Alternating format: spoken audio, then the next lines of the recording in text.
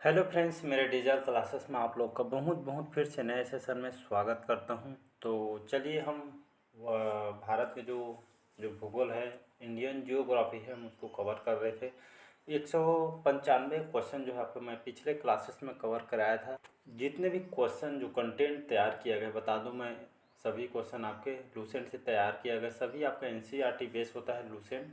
लगभग सभी एग्जाम को कवर कराया गया। यहाँ से बहुत सारे एग्जाम में क्वेश्चन कवर कराया भी गया है, पूछा भी गया है क्वेश्चन। आपका कोई भी एग्जाम के प्रिपरेशन कर रहे होंगे, एसएससी, रेलवे, यूपीएससी, कोई भी स्टेट हो, पटवारी, पुलिस कांस्टेबल, कोई भी स्टेट का एग्जाम हो, लगभग सभी एग्जाम को। और अगर देखेंगे सिलेबस में, तो सिलेबस में भी आपको इंडियन जियोग्राफी, जो भारत का भूगोल, भी आपको पढ़ना पड़ेगा। इससे पहले मैं डेली बेस पे करंट पढ़ाता हूँ। इंडियन जो भारत का जो इतिहास है उसको भी कवर करा चुका हूँ। मॉडर्न, एंशियंट, मिडिवल, उसको मैं पूरा कंप्लीट करा चुका हूँ। चलिए सेशन बढ़ाते हैं आगे। आज का पहली बार आया है तो चैनल को प्लीज़ सब्सक्राइब करके रख लीजिएगा ताकि नोटिफिकेशन आप तक पहुंच पाए। तो आज का क्वेश्चन हमारा 195 क्वेश्चन मैं पिछले क्लासेस में कवर करा चुका हूँ। नहीं देखोगे तो जाके देख सकते हो। तो 196 क्वेश्चन है हमारा।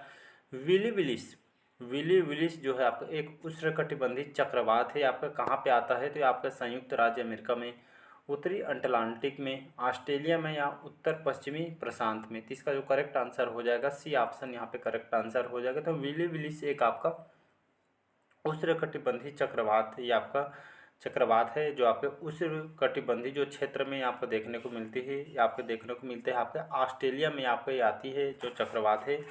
और ये आपका उष्णकटिबंधीय चक्रवात है। आपके ये आपका एक तरह से देखें तो आपका तूफानी एक प्रणाली है। तो आपके ये उष्णकटिबंधीय जो क्षेत्र में आपको, इन क्षेत्रों में आपको देखने को मिलती है। और ये सागर में, ये जो महासागर है, इसमें आपका उत्पन्न होती है। तो विली विलिस जो उष्णकटिबंधीय चक्रवात है आपके ऑस्ट्रेलिया देश में आपका ये आती है। तो इसको याद रखिएगा। अगला क्वेश्चन देखते हैं। बाकी वर्ल्ड जियोग्राफी, जो विश्व के जो भूगोल हो, इसको भी जो मोस्ट इंपॉर्टेंट आपके क्वेश्चन मैं करा रहा हूँ, तो उसको भी मैं कवर करा चुका हूँ। वर्ल्ड जियोग्राफी में 4 5 5 6 अपलोड हो चुके हैं, उसको भी जाकर देख लीजिएगा। आर्द्रता मापने के लिए किस उपकरण का उपयोग किया जाता है? हाइड्रोमीटर का, हाइग्रोमीटर का, बैरोमीटर का, या एनीमोमीटर का? तो इसका जो करेक्ट आंसर हो जाएगा हाइग्रोमीटर, इसका करेक्ट आंसर हो जाएगा। याद रखिएगा, हाइग्रोमीटर इसका बी ऑप्शन करेक्ट आंसर हो जाएगा। तो हाइग्रोमीटर क्या होता है? तो ये आपका आर्द्रता, जो आर्द्रता मापने के लिए इस एक आर्द्रता मापने वाले की यंत्र है। तो इसी उपकरण का उपयोग आपका आर्द्रता मापने के लिए इसका उपयोग किया जाता है।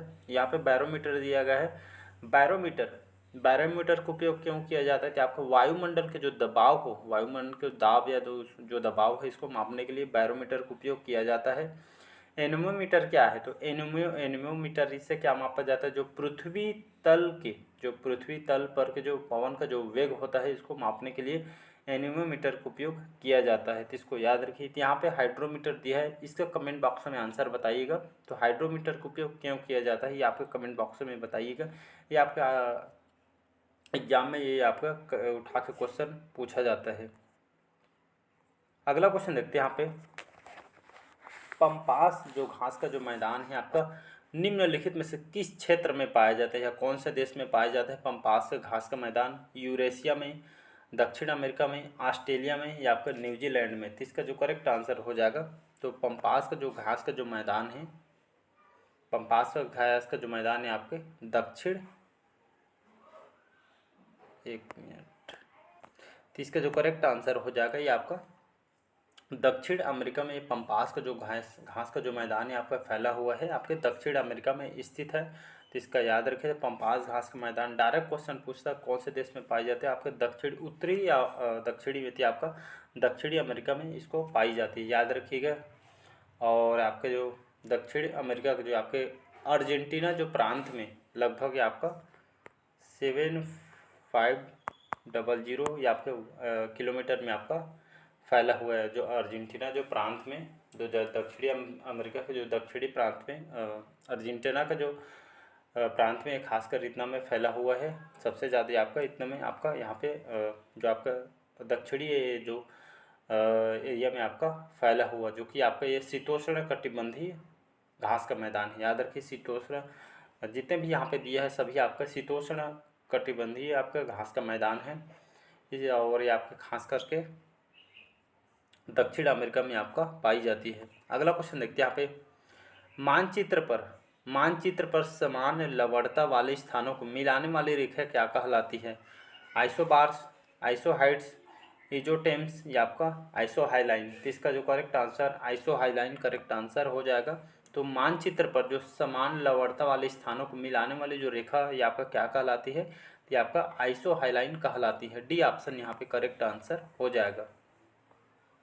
अगला क्वेश्चन देखते हैं यहाँ पे, एशिया को यूरोप से अलग करने वाली जो पर्वत श्रृंखला क्या कहलाती है? या जो पर्वत जो श्रृंखला क्या है जो आपको एशिया को यूरोप से अलग करती है? तो आपका पर्वत श्रृंखला आपका यूराल पर्वत है, आल्प्स पर्वत श्रृंखला है, या आपका इंडीज है, या आपका एपिनेन है। तो इसका जो करेक्ट आंसर हो जाएगा आपका यूराल पर्वत इसका करेक्ट आंसर हो जाएगा। A option correct answer. तो यूराल पर्वत और आपका जो यूराल पर्वत और एशिया यूरोप से अलग करने वाली जो पर्वत श्रृंखला आपका यूराल का पर्वत है, ये याद रखिएगा। यूराल पर्वत देखेंगे तो आपका पश्चिमी रूस की जो पर्वत पश्चिमी रूस की पर्वत श्रृंखला है, और आपके उत्तर से दक्षिण तक ये आपका फैला हुआ है। तो इसको याद रखिए, यूराल एशिया को यूरोप से अलग करने वाली पर्वत श्रृंखला आपका यूराल पर्वत है, आपके पश्चिमी रूस पर्वतमाला में आपका फैला हुआ है। अगला क्वेश्चन देखते, किस नदी को चीन का शोक कहा जाता है? यांगत्से को, हांगहो को, मेकांग को, या हुआई को? तो इसका जो करेक्ट आंसर हो जाएगा हांगहो इसका करेक्ट आंसर हो जाएगा। कई बार बता चुका हूँ। तो किस नदी को चीन का शोक कहा जाता है? हांगहो जो नदी है इसको चीन का शोक कहा जाता है। इसी के कारण जो इस नदी के कारण इसको और किस नाम से जाना जाता है? इसको पीली नदी भी कहा जाता है, याद रखिएगा। पीली नदी, इसको पीली नदी के नाम से इसको जाना जाता है। आपके चाइना में प्रवाहित होती है, और इसके आने से इसके जो बाढ़ है इसके आने से चीन को बहुत सारे नुकसान आपदा वगैरह झेलनी पड़ती है, इसलिए चीन का शोक इसको कहा जाता है। इसको पीली नदी भी इसको कहा जाता है। तो इसको याद रखिए, चाइना में बहने वाली नदी है। निम्नलिखित में से कौन सा भूमि से पूरा घिरा देश है? भूमि से चारों तरफ से घिरा हुआ देश आपके लाओस, कंबोडिया, ब्रुनोई या वियतनाम? तो इसका जो करेक्ट आंसर हो जाएगा लाओस। इसकी राजधानी क्या है लाओस की? तो वियांगचान इसकी राजधानी है। तो लाओस की जो राजधानी वियांगचान, जो कि आपके दक्षिण पूर्व एशिया में स्थित एक देश है, जो पूरी तरीके से आपका भूमि से घिरा देश है लाओस। इसको याद रखिएगा। अगला क्वेश्चन देखते हैं यहाँ पे, एशिया की सबसे लंबी नदी कौन सी है? पीली नदी, मिसिसिपी नदी, यांगत्से नदी, या आपका नील नदी? तो इसका जो करेक्ट आंसर हो जाएगा यांगत्से नदी, जो आपका सी ऑप्शन हो जाएगा। तो एशिया की सबसे लंबी नदी यांगत्से नदी है, जो कि आपके कहाँ पे बहती है?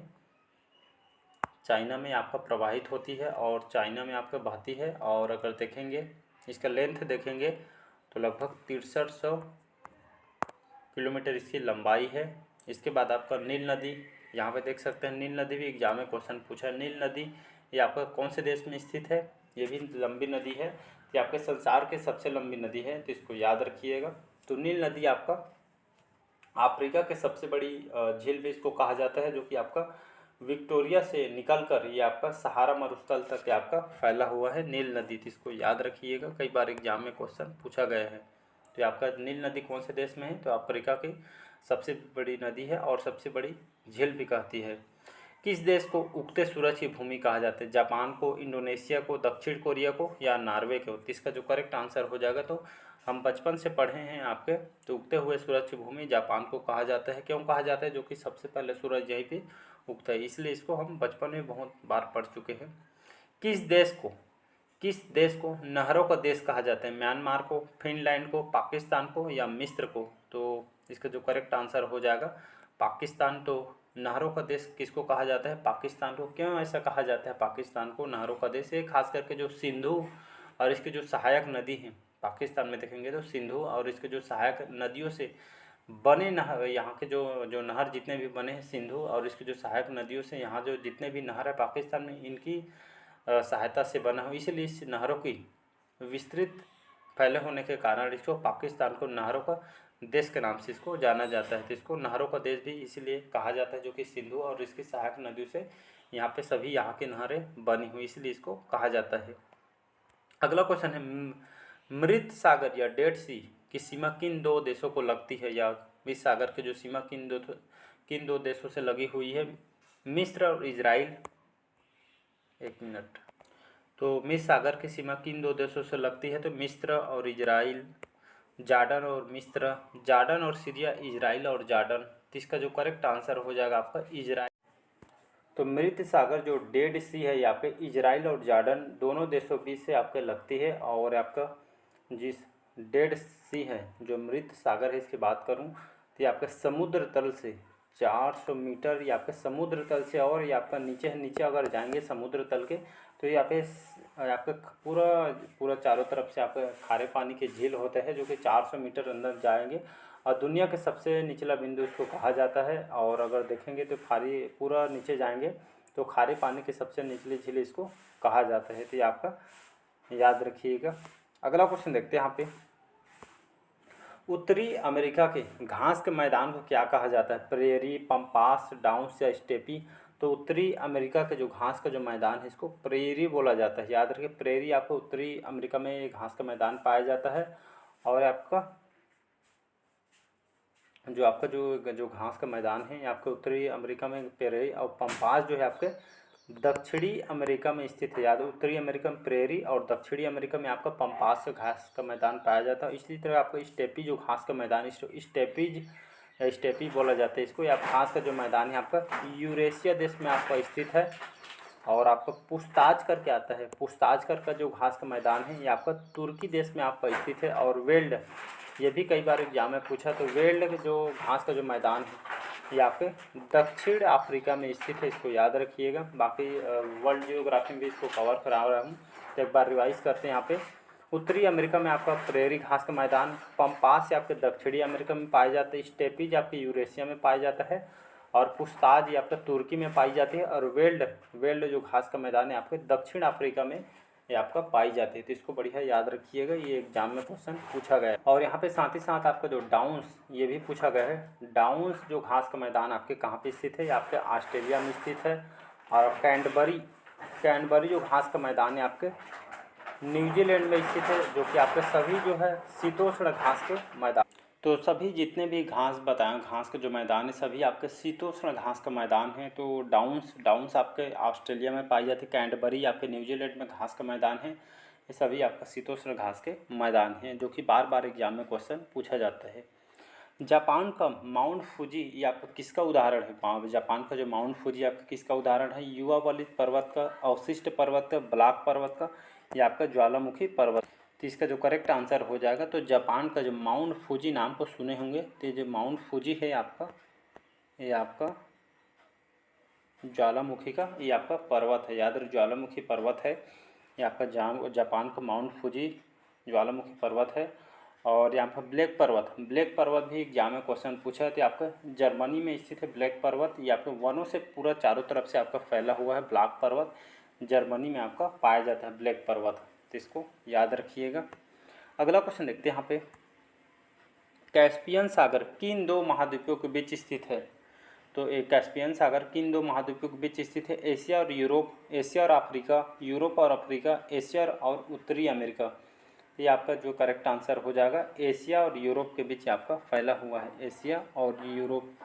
तो कैस्पियन सागर किन दो महाद्वीप के बीच में स्थित है? तो एशिया महाद्वीप और यूरोप महाद्वीप के बीच में आपका स्थित है। ये आपका एशिया हो गया, आपका यूरोप हो गया, और बीच में आपका तो कैस्पियन सागर यहाँ पे स्थित है। तो इसको याद रखिएगा।